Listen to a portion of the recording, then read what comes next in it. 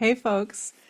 A couple days ago, I sat down with my dear friend, novelist Cindy Lynn Speer, for a conversation about perfectionism and how it seeps into us through the culture in ways we might not even notice, what it does to us, what we can do to break free from it, and how that all comes together in my course, Make Bad Art, which starts on January 20th. And I wanted to share it with you. So it's here as a bonus episode for this week, and I hope that you will enjoy it. If you have any questions about Make Bad Art, I am absolutely available to help you out with any of those, either via email or on a live call, which I'm happy to schedule with you. So I hope that you'll take advantage of that if you're interested, and I hope that I'll see you in the class. It's a truly life-changing course, and I'm eager to share it with you. So without any further ado, here is our conversation with Cindy Lynn Speer. Hello, my friend. Hello. So you are in a beautiful sunny room. I am in Snowmageddon. And if I hadn't carefully set up my camera for you and our audience, I would be like, hey, go look at the snow. Like nobody's ever seen snow before. But Yeah, and for people who are listening to this on audio, if you want to see us, you can see us on YouTube as an unusual break from the norm. but anyway, I better stop being silly and get started. My name is Cindy Lynn Speer. I am an author of some fantasy novels, including The Chocolatier's Wife and The Key to All Things. And I met Nancy ages and ages ago. And one time she said, hey, why don't I interview you for my podcast, which is Follow Your Curiosity, which is an awesome name for a podcast. And I said, okay. And then I decided to return the favor. So now we're going to talk about Make Bad Art. So Nancy, instead of me burbling on, I'm going to go ahead and turn it over to you. And Make Bad Art is such a catchy, like it grabs you, right? Because nobody wants to make bad art. Why Right? could I make bad art? What a waste of my time and my muse. So I want you to tell me what inspired it. Why did you decide to try this course? Well, it's funny because it's exactly what you say. Everybody, because we live in this crazy perfectionistic society, everybody thinks that if they're going to create, they have to only create good things. And everybody wants to create only good things. And that makes a lot of sense because, as you say, nobody sets out to deliberately make bad stuff. Right? When you sit down to write a novel, you are not thinking, you know what? This time I am going to write the worst novel ever. Of course No I do. one, no one says this, right? And for True. You're right. exactly the reason that you gave, because what a waste of time they think that would be, right? And yet, when you sat down and say, I'm going to write the best thing in the world, or as the stereotype goes, I'm going to write the great American novel, if you really set your sights that high, you make it so much harder for yourself to create anything that's actually good. Because as soon as you set out, I mean, if you're setting out on your first hiking trip and you go to Everest, you have set yourself the biggest goal you could possibly set. And I'm sure that there are people out there who would say, yeah, go big or go home, right? If I'm going to go hiking, I'm going to hike Everest. But the wise person starts out small because, first of all, hiking Everest is a huge undertaking. You need all the right equipment, you need all the right people who know what they're doing, because there's a reason why Everest is dangerous. People have died hiking Everest. You need, the time, it's expensive, it's a huge investment. If you set out to hike Everest just on a lark without knowing what you're doing, without training for it, without practice, you know, without any idea what you're really in for, First of all, at the very least, you could end up wasting a whole lot of money. At the worst, you could end up dead. So that's why, generally speaking, people go out and join a local hiking group and see if they like it first. You know, they go for walks in their local park and say, "Okay, yeah, I do like this. I think I'll go and I'll hike a bigger trail. I think I'll go and start with a small local peak and see if I want to work my way up. And I'll start with the cheaper equipment that will get me through the smaller goals. And then I will, get something more as it becomes necessary." Which actually is also the advice that, I give to people who want to start a podcast. Do you need lots of big expensive stuff to start a podcast? No, you need your phone. At most you need a $50 mic and a quiet room, and a Zoom account. I mean, you do not need a lot of stuff because people think that they need to go out and spend all the money to do it right before they've even figured out if they like the thing. And so, like, this is not the way to actually determine if you like the thing. But my metaphor is getting a slightly away from the point here. So if you set out to climb Everest on your first try, you're probably going to fall flat on your face. And then you're going to tell yourself all sorts of horrible things about yourself because you fell flat on your face. Will you ever try to hike anything ever again? Probably not. It's better to take the small bites so that, Yeah, because you'll and then that convince way you yourself that you're can a forgive failure. yourself.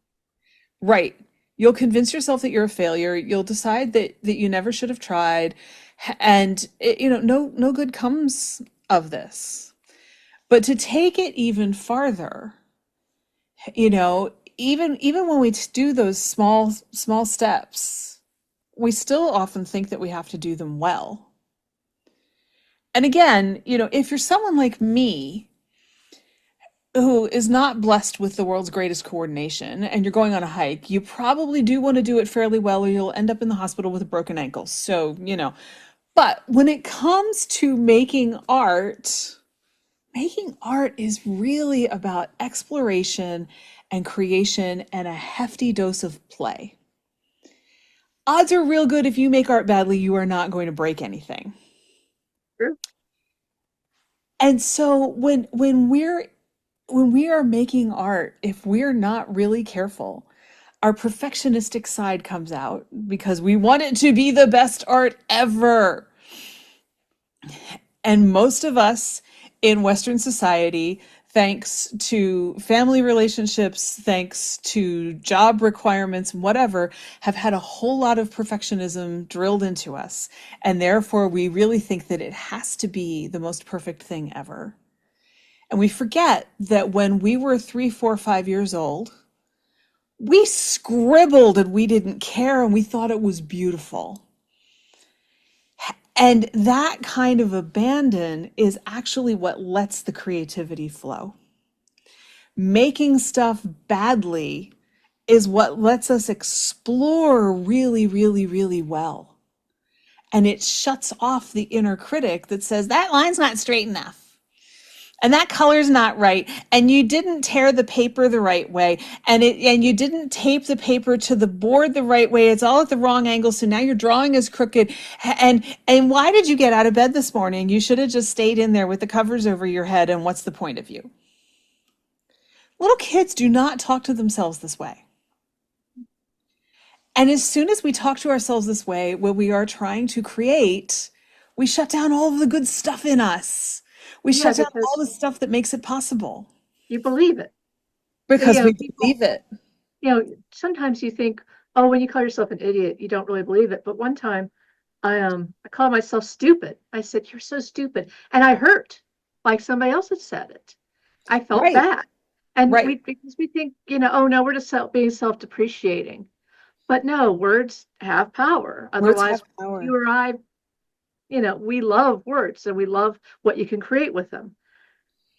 And so, yeah, I get what you're saying. It's And we think too, since you raised that, we think that if we use the words ourselves, that they don't have as much power as they do when they come from somebody else, and that's just not true. no, it still hurts. It still It has that. still hurts. And in fact, I think it hurts more. Yeah. It Well, you hurts should try to more when be it your own comes best from us. friend, which Right. is very hard for some people. I have some friends who, if I said that to them, they would think that I was being very hard-hearted. So to our viewers, if you can't, that's okay. It can't be helped. But if you can, it helps a lot to at least try. You might not like yourself as much, but at least try and be your own best friend. It doesn't Yeah. mean you have to love yourself. Yeah. Often we're the only ones who can be on our own side. That's true. Yeah. I, oh my, I think I've taken us down the wrong railroad track. So That's okay. well, that's the beauty of real conversation, right? Even though this is an interview, it's lovely to see where people go. Hmm. Um, so let's talk about, obviously, you have a lot of passion for this, and it's very personal to you. So I think you have a story that you could tell us about why you're so passionate about and why it's so personal to you. So, I think there's so many angles to this, and I mean, I'm a creativity coach, and if you've been listening to Follow Your Curiosity for any length of time, you know this. But when before I was a creativity coach, I taught for 8 years. The last 6 of those years, I taught English as a second language, and I really, really, really wanted to be able to teach a creative writing class. In no small part, not just because I believed in it, but also because I was the advisor for the literary magazine. There was no creative writing class at the school where I taught. So it was kind of this big mystery as to where the contents of the literary magazine were supposed to come from.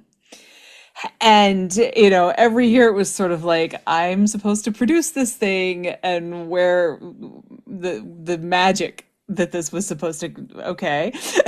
I'm going to sit in my room and I'm just going to conjure up things to put in this book.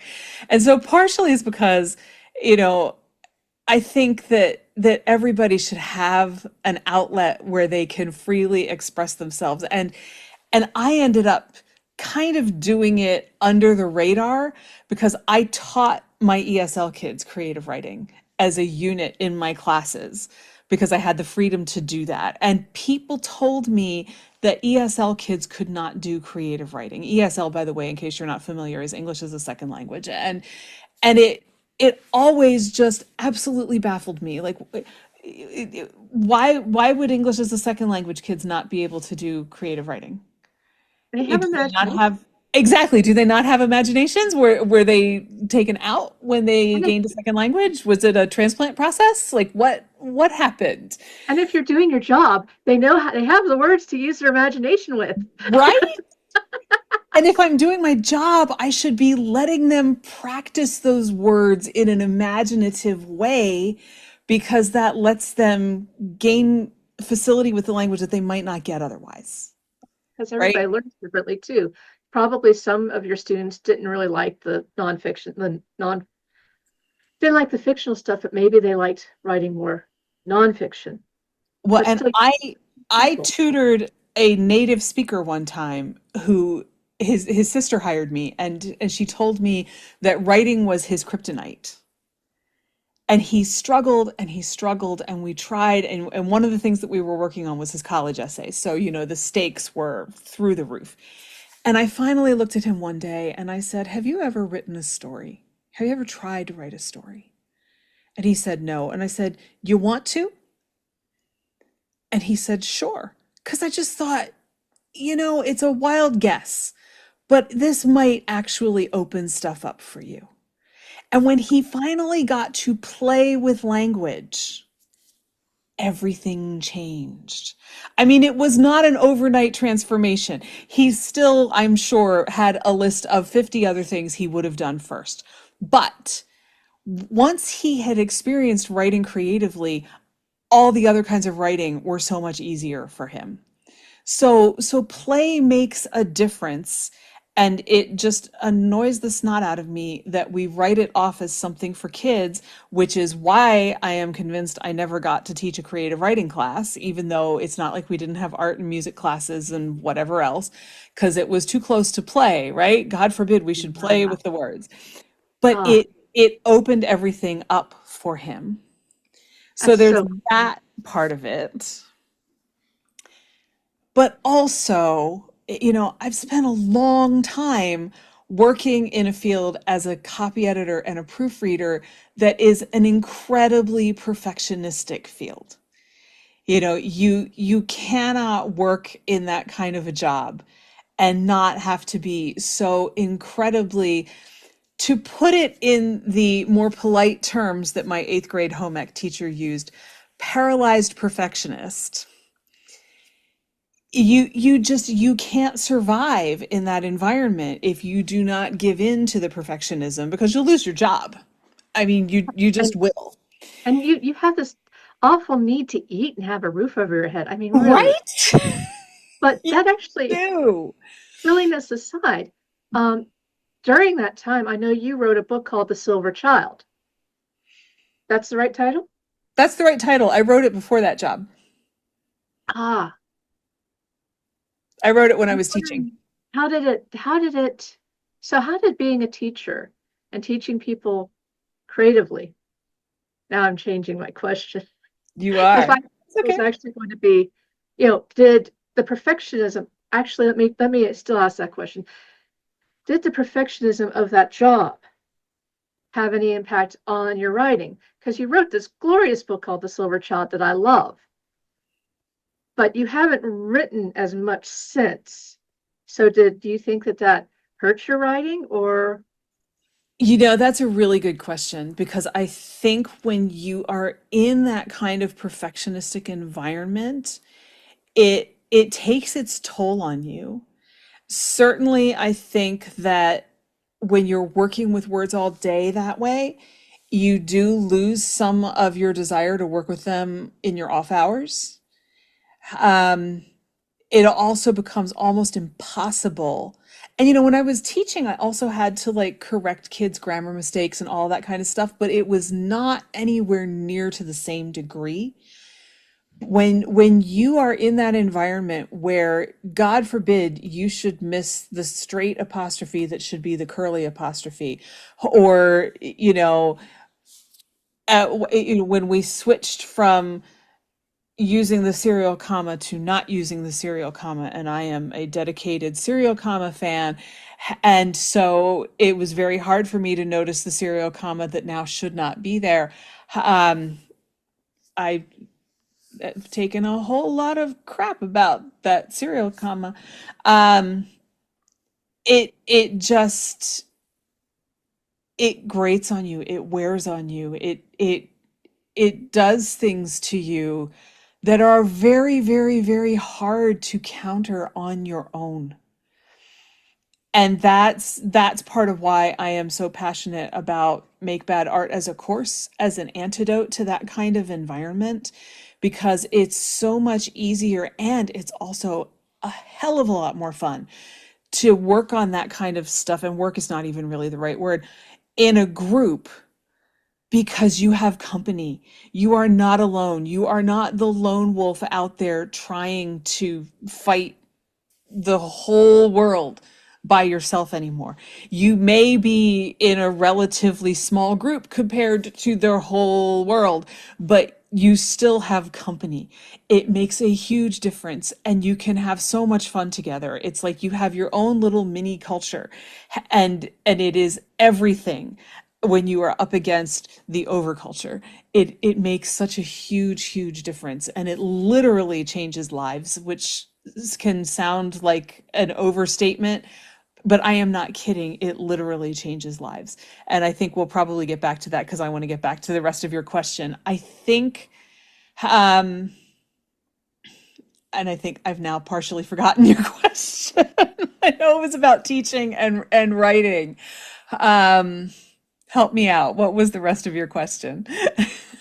So you instead let's go towards, so do you think that Make Bad Art has helped you in reignite some of that?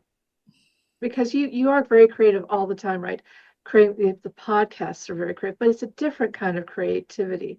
Do you think that learning using, learning what you do as you've been creating Make Bad Art has kind of healed some of that from the past, and maybe you'll be able to start writing again? Yeah, and it's interesting because in the last couple of years, people have said to me, like, what are you doing that's creative now? And one of the things that I keep noticing recently is how much we define ourselves out of our own creativity. And I have been guilty of that with the podcast because I tend to think of the podcast as not a creative thing, which is really not true. The podcast is an incredibly creative thing. And when I do that, then I say to myself, oh, I'm not being creative enough. What's wrong with me? And actually, I'm being very creative, just not where I think I should be. And so, I mean, for instance, in the first round of Make Bad Art, we had someone who came in and on the first night told me that part of the reason that she signed up was that she wanted to see if I could prove to her that she was creative. And my first thought was, well, okay, no pressure there. Which is not even really true, right? Because I know everybody is creative. But you never know if somebody believes that they're not creative, you never know how hard they're going to make it for you to prove it to them. Fortunately, in her case, she proved it to herself about half an hour later when we did the first exercise that we did in the course. But you know, it's an issue of you've defined yourself out of your creativity, or someone else has done it for you because they've told you that you're not creative.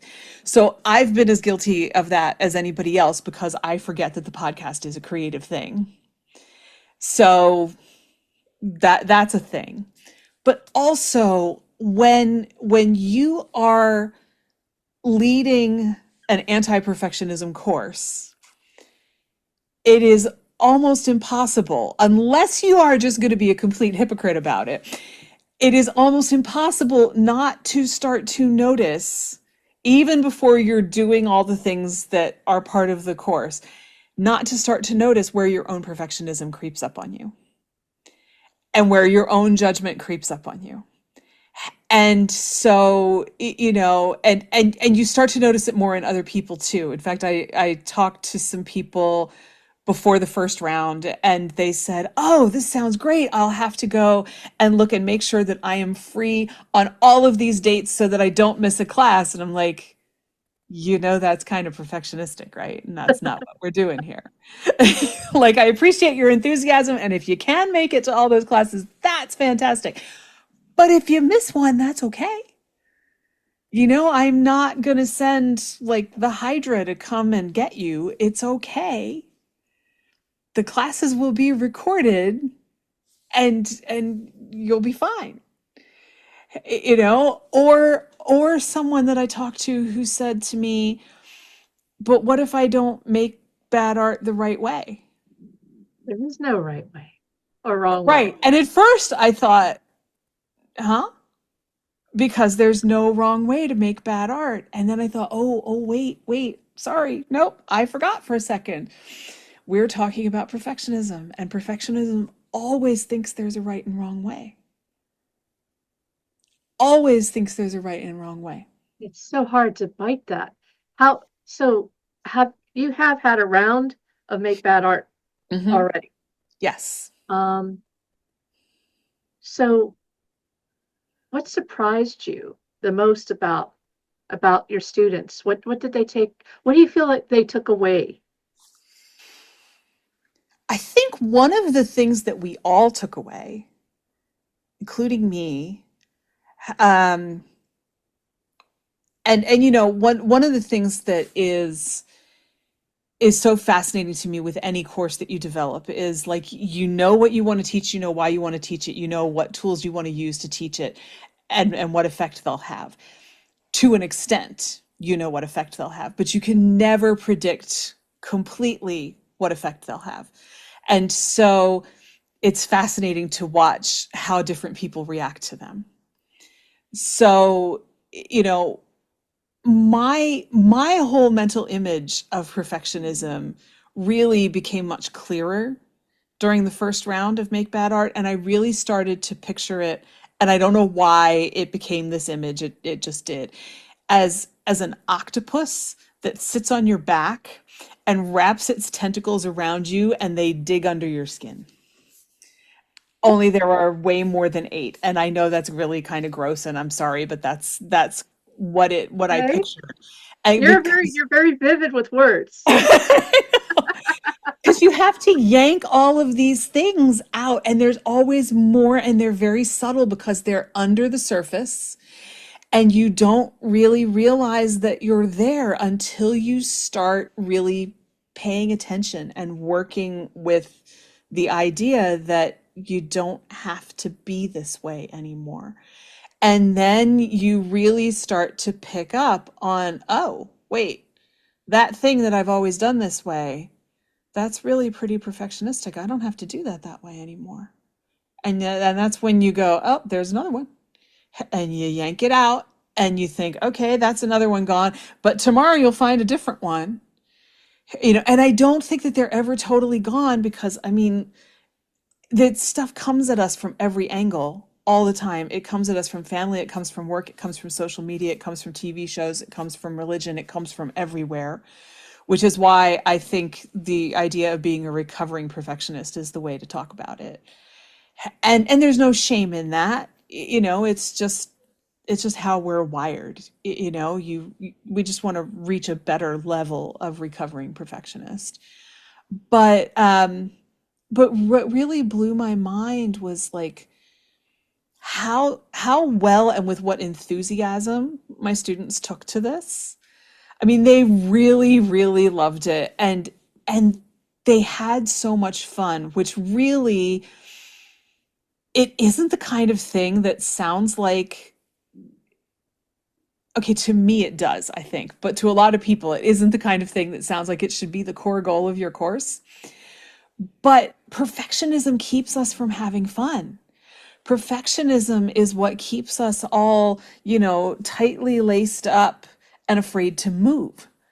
Especially like if you think of a really well regulated, maybe too polite, work environment where everyone is afraid to step out of line, it's perfectionism that is keeping you in that position where you're afraid to move. And if you're not having fun, what good is your art? How's it serving you? Right. Right. And this is the other thing. I mean, I knew before we started the course that doing this work was going to affect people beyond their art. And to be clear, you don't have to be an artist to do Make Bad Art.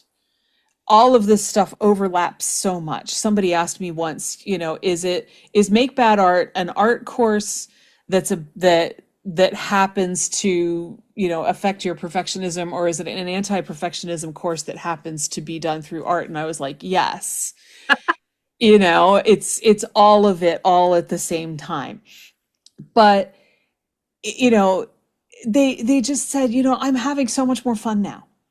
And it wasn't even just having more fun making art. It was I'm having more fun doing everything. And they found really clever ways to fit making bad art into their schedules so that it was not a huge time commitment, because I didn't want it to be a huge time commitment, but they found ways to do it that took even less time than I expected it to, which I was like, fabulous, because then you'll keep doing it. And that's the whole idea, is to build a practice over those 6 weeks so that it will be sustainable and you'll keep doing it. So yeah, but I mean, one of them came in thinking that she was a crafter, and by the end of the course realized that she was a fine artist, and even was approached to put her work in a new gallery in her town, Oh my a new God. fine art gallery in her town. Yeah. Yeah. And the one that I mentioned before, just she not only realized that she was creative by the end of the first half hour of the first course, she's one of the ones who said through the course that she was having so much more fun, and decided by the end that life is bad art, and that her answer to any kind of mistake that she's making is, I'm making bad art. This is my bad art. It's so Like, cool. you go, girl. You go. Now, earlier you mentioned community. Hmm. Are the students from your first round still in communication? Do you think they're going to kind of stick around, like keep in contact with each other and keep supporting each other? I hope so. I'm working on a way to kind of formalize that. I haven't really quite worked it out yet in my head, but I'm hoping so. And I want them to be able to interact with the next group. Yeah, And, cool. because I would really like to build a whole Make Bad Art community. I just need to kind of figure out what it looks like and how it will work. I've always wanted to have a creative community. So I think maybe Make Bad Art is how we get there. That would be really neat. Yeah. So you mentioned that there'll be another one soon. Like, Hmm. when do you think you'll have your next round of Make Bad Art? It starts on January 20th. Oh, wow. Yeah. Yeah, it's very soon. It's very soon. But I'm really looking forward to doing it again. I've missed it since it ended right before Christmas. So I'm looking forward to getting back into that energy and that whole space of, you know, let's just go, and you don't have to be perfect all the time. Mm. Which again, when you're on your own, it's easier to slip out of it than even when you're not in that group call, when you're in that period, those days in between the calls, you're still kind of in that group energy. It still works its magic. That is awesome. So we talked about what surprised you the most, but when you went in the first time, did you have your pedagogy pretty much set, or did you have to make changes on the fly? And will that affect your next Make That Art I section? knew what I wanted to cover, but you know me, I'm a pantser to the core. So I always know roughly where I'm going, but it's a question of how do I want to put it together. And I did kind of, there were a couple of times that I was like, I thought I was going to do all of one topic one night and all of one topic the next night. And in the days coming up to that class, I was like, I am not sure that makes sense. And I'd start sitting there and putting it together and going, no. And so there were a couple of times where I was like, I got to split it up. I got to split it up. So it was half of one and half of the other, and then the other half, because there were some things that as I told them, I was like, okay, this is the eat your vegetables part, but we're only going to do eat your vegetables for the first half. They're good vegetables, don't get me wrong. They're really, really good vegetables, but they're vegetables. So we're only going to do that for the first half of the session, and then we're going to go and have some chocolate for the second half.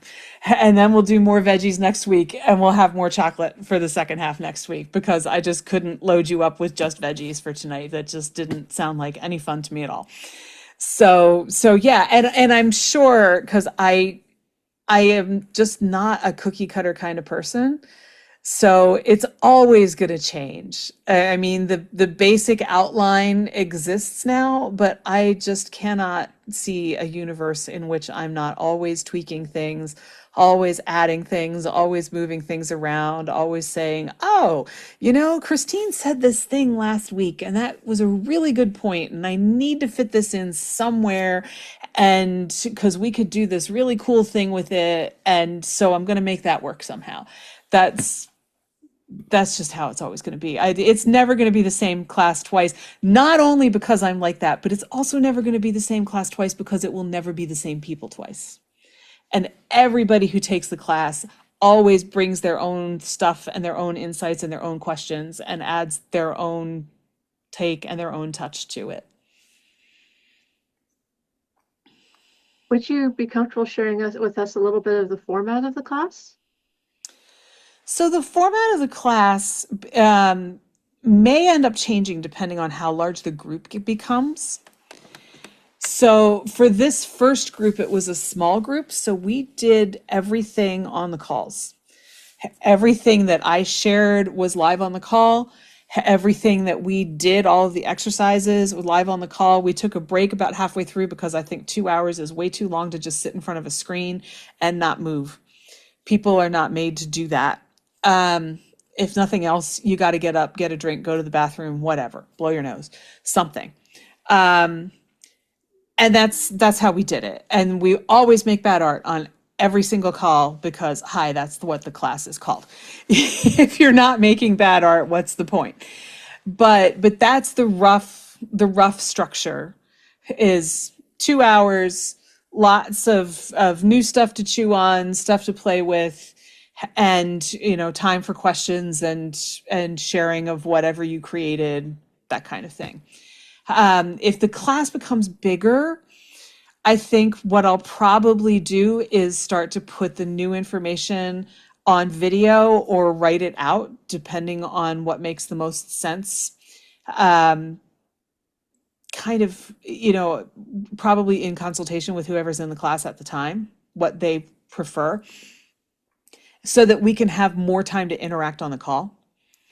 Because I really like the group interaction, and I would rather kind of, it's not the right word, but it's the one that's coming to mind, kind of outsource the me talking part to something that people can check out on their own time and then bring their questions, and make sure that we have as much time for questions and interaction and doing stuff on the call, so that I'm not just sitting there taking up all the oxygen. I really, when you have a small group, that all comes out in the wash, but when you don't, that doesn't work as well. So if the group becomes too large to make that work, that's what I will probably do. That's my hypothetical. We'll see what happens when it becomes reality. But I'm reluctant to ask people to spend more time outside of the class session doing something like that, but I think that that's the most reasonable compromise, and I don't think that that stuff would be very long when we get to that point. But that I would rather have that interaction on the call as Do a you trade-off. provide the art that people are going to attempt at, or do people bring what they are trying to do to you? I do exercises on the call that are predetermined, and people can approach them in whatever way they like. So, I always say all you need is a pen and a piece of paper. You can you can write, you can draw, you can approach it whatever way you want to do it. Sometimes it might be, we're going to write this kind of poem. Obviously, then you're going to be writing. But but also, I always tell people, look, if you have a better idea for a way you want to do an exercise, or some idea that grabs you that isn't exactly the way I described it, don't waste time worrying about whether or not you're doing it right, or that it isn't what she said to do. Just do the thing that grabbed your attention and don't worry about it. You don't have to ask my permission. You don't have to stress over it. Just do it. I would rather have you run with whatever comes into your head than get hung up on all of the crazy perfectionistic stuff that we're here not to worry about. Don't worry about that. If you have a way that you want to twist that exercise around, change it completely, whatever, just do it. Just do it. So if I tell you that we're going to write a poem and you want to write a song instead, you go write your song. If you think that you would rather do it as a pastel drawing, you go do your pastel drawing. I'm not going to tell you you did it wrong. I'm going to sit there and say, wow, that's really cool. I would not have thought somebody would come up with that, but that's awesome.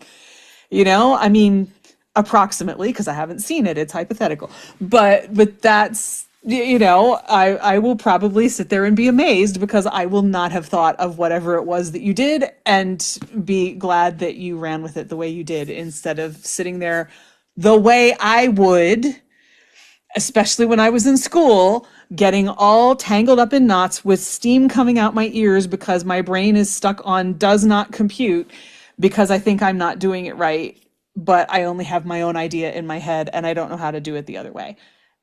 That does no one any good. No.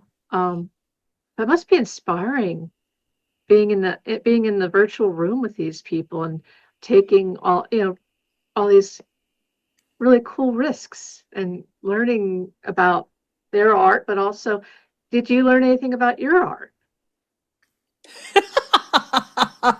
The first night when we did the first exercise, what I learned was how readily I judge my own art compared to other people's.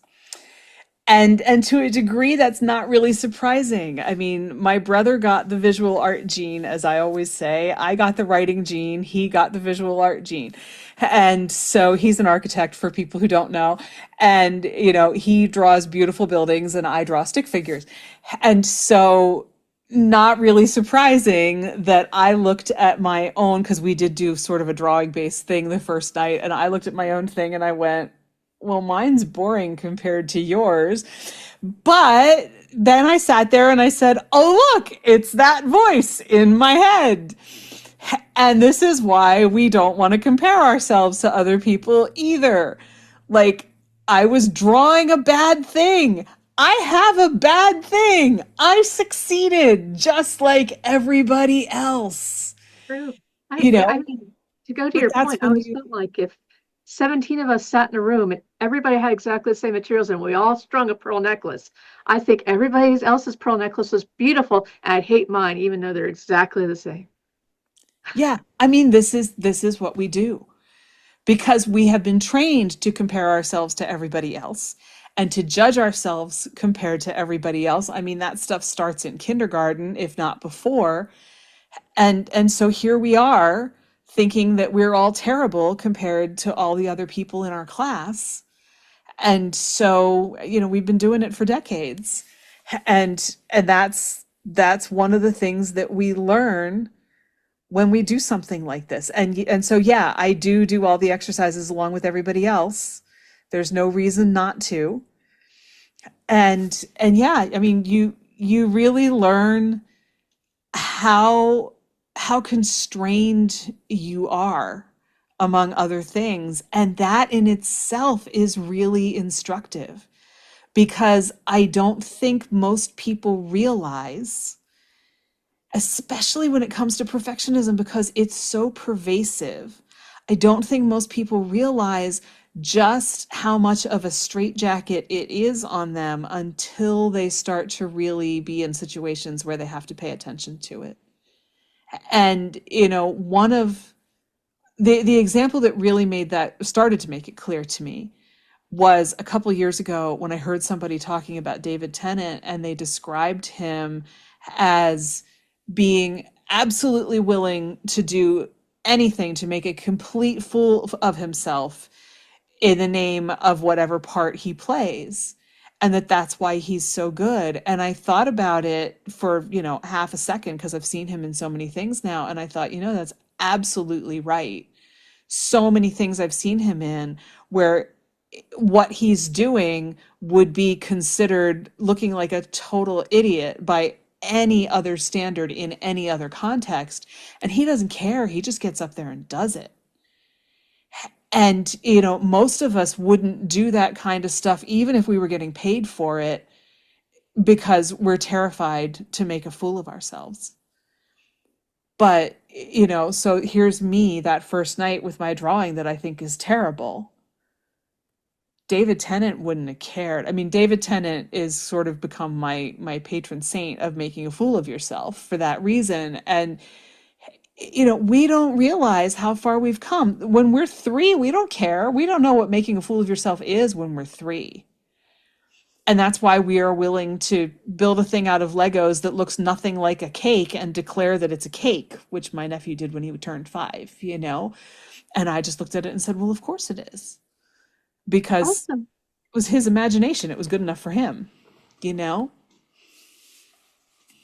But also, do you think the fact that nobody has those expectations, it's not just the toddler or the 5-year-old are so free, but most of the time nobody has those expectations. They figure you're going to slop finger paint all over the place and you'll have to clean up and it'll be fine because your kid got to have that tactile visual experience. So that's great. They Right. got what they needed. So you didn't. But then when they start in school, then you start, and I think that that's part of it. I think that it's a cultural thing, isn't it? That, Oh, like you said earlier, absolutely. Absolutely. I mean, a couple years ago, I read Keith Johnstone's book called Impro. He's one of the earliest improv pioneers, and he tells two different stories that I think really illustrate it well. One is about a set of bankers who were asked to do some kind of creative exercise. I don't remember anymore what the exercise specifically was. And the first time they were asked to do it as themselves, and their results were scored on some kind of creativity scale, and they were, middling at best. And then they were asked to pretend that they were some kind of like hippies or something and to do the same exercise. And when they imagined that they were hippies, their scores went up dramatically. that's so cool. And the other one was that he says, an 8-year-old can write a certain kind of story with all sorts of imagination, and he gave specific examples, and again off the top of my head I don't remember what they are.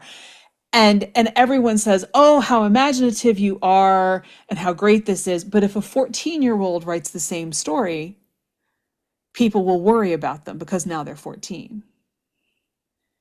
And so it's very cultural.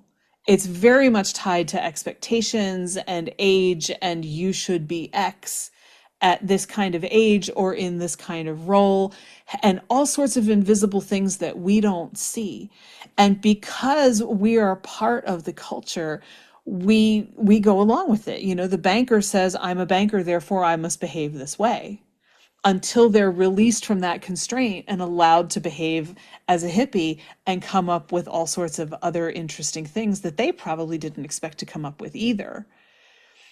And the 14-year-old is expected to turn off parts of their creativity to conform to this idea that you're older now and you're not allowed to do that anymore.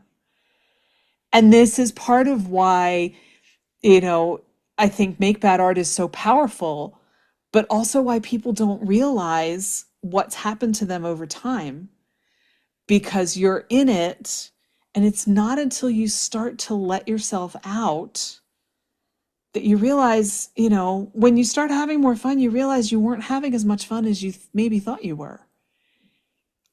It's kind of like I tend to say, I like to swim, but I don't get to do it all that often. And when I finally get back in the pool, and I'm not an exciting swimmer. I just swim laps, it's not, I don't know what exciting swimming would be, but to me, swimming laps never struck me as exciting, right? But when I finally get back in the pool for the first time, and it can be a couple years, I get back in that pool on a summer day, and my first thought is, "Oh my God, this feels so good. I forgot how good this feels." And by the time I'm done, I'm used to it again. So I've already forgotten how good it feels because it hasn't been a while. But for those first couple of minutes, it's this incredible bliss because I'm remembering again for the first time in a long time. And I think it's the same thing that happens to us. We have forgotten, but until we get the chance to remember the thing that we've forgotten, we don't notice. We don't notice how much we've held it back. We don't notice how, much less happy we are until we get to do it again. And then we go, "Oh, hey, wait, this is so much fun." Or, Almost like it's "Wow, self-defense. yeah, I felt so constrained. I've been trying so hard to turn myself into something that I'm not to make other people happy. And I hadn't even noticed because I've been doing it for so long. And here I've gotten to not do this for 5 minutes, half an hour, 2 hours, a week, 6 weeks, whatever it is." You disconnect from those parts of yourself, and suddenly, they become unreal to you while you're disconnected, and then you reconnect. And it's like, "Oh, whoa." All the colors start to come back that you hadn't noticed had faded. Yeah. So while we're still touching upon cultural, um, did you find that since men and women, I've found when I'm teaching fencing, um, men and women progress differently because men have a certain amount of confidence and sometimes women don't. Now, hitting each other with swords and creating are vastly different. But did you find that there was any kind of difference between your male students and your female students and how they reacted to the course or how confident they were in their work? That would be such an interesting thing to see. All of my students in the first round were females, so I did not have the opportunity to witness it firsthand this time. But I would love to see what the difference is if You I gotta get a tell bigger me crowd this if time. it I will works out. definitely I let need to you know know. because I'll bet you that there will be a big difference. There is, I think. But that's like I said, young men hitting each other with swords and chasing little old me around because I'm tired on Thursdays. It's a little different. Yeah, I Um, bet it is. so interviewers are imperfect as well. Oh, yeah. Um, and I'm sure I missed really interesting stuff. Is there anything that you wish I'd asked you? Hmm. I think the only thing that I would add is that if anybody isn't sure if this course would be right for them, that I really hope that they'll get in touch with me because I would be more than happy to answer questions over email or even hop on a call with them and just chat with them about it. It's not a pressure thing. I'm not into pressure. I hate it when people pressure me and I don't like to pressure other people. But yeah, I love to talk about this stuff with people and it's not an imposition on me at all to do that. So if anybody is watching or listening and isn't sure, I'll have a link that makes it super easy to get in touch with me, and I hope people will use it because I think this really is a course that can change your life and how you see yourself and how you see other people, whether you consider yourself a creative person or not. It could change that for you too, depending on how you view that. But it certainly can open up your own view of yourself, and even just from a position of how much you judge yourself and being kinder to yourself, because all of those things go along with perfectionism. So being nicer to yourself comes along with working on your anti-perfectionist side Yeah, and along with having more fun. Having more fun is almost the icing on the cake because all of these other things, when you're nicer to yourself, you're nicer to other people. It's just a win-win situation in so many directions. It's like a win-win, win-win, win-win-win situation to be totally silly about it, which is perfectly appropriate for this course. absolutely. And I will second that. You are one of the easiest people to talk to. I know that for many years of experience of having harped on you about all sorts of subjects. Um, so definitely, I think that this course sounds wonderful because not only could it help you with your creativity, which I don't know about you, but if I haven't created in a while, I start to feel like the world's not quite right. Oh And that yeah. could be anything, from like sewing to actually writing. Then I was getting really upset when my faculty members was like, "Why don't you go write something? Just ignore us for a little bit." But also that's valuable. But also, if this class helps you be more merciful to yourself, that is worth so much, It's I think. huge. So, thank you for the honor of allowing me to interview you. Oh, thank And you. It's an honor on my part. ah, anyway, I will let you go. And please, definitely, there'll be links for them to look at. Absolutely. Please check her out and take care of yourselves and be kind to yourselves. For sure. Bye.